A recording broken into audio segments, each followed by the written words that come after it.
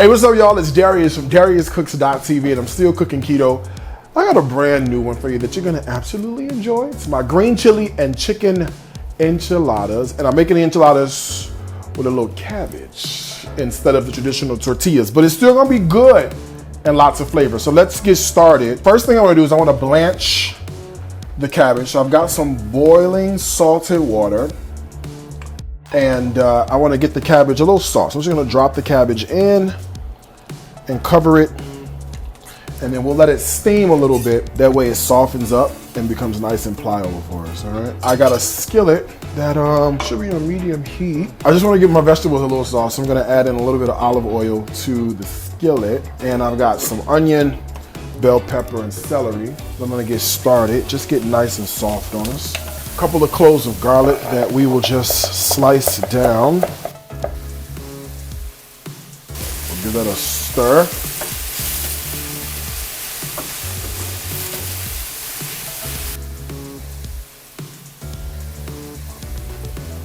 All right, let me get a towel. I don't want to burn myself because the cabbage is done, and I just want to drain the cabbage right here in a strainer. I'm basically going to set up a bit of an assembly line that's going to start with the cabbage. It's also going to include these onions and bell peppers and celery and garlic. I have some chicken that I'm going to rough chop. A couple of cups of that right in here. I mean, I could eat this just like this, to be quite honest with you. I could. We're gonna make it even better by adding in a can of green chilies, right? Up until this point, we have not added any seasoning whatsoever. It's not how I roll, you know that.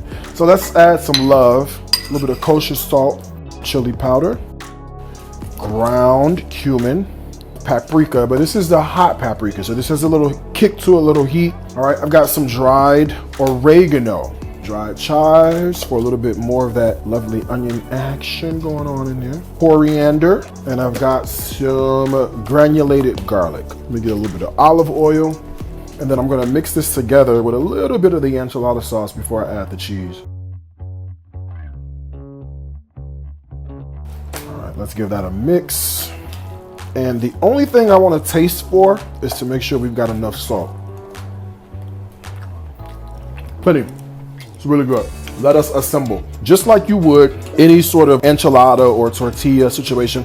So we're going to take some filling, and then we're just going to roll it up. And I'm going to take it on the seam side and lay it flat in our pan. All rolled up now are our enchiladas. So I've got the sauce. I'm just gonna put the sauce sort of all over, just moisten it. All right, and then I've got some cheese. And if you had some bacon, you can add that to it as well. My oven's preheated, 375 degrees. This is gonna go into a hot oven until it's nice, golden brown, and bubbly. All right, look at this. Nice, golden brown. Super bubbly. It's singing to us. It's saying, eat me, eat me. Don't worry. A few accoutrements for our enchiladas. A little jalapeno, a lime or two. Then I've got the ripest avocado I could find. All right, we're going here and grab an enchilada. Let's do a little sour cream action. Let's do a little bit of the jalapenos. I'll do a squeeze of lime, the juicy one, huh? And then let's grab a little bit of the avocado, because that's gonna be good. All right, now let me get up in here and see what we're talking about, all right? And it's hot, just in case you're wondering.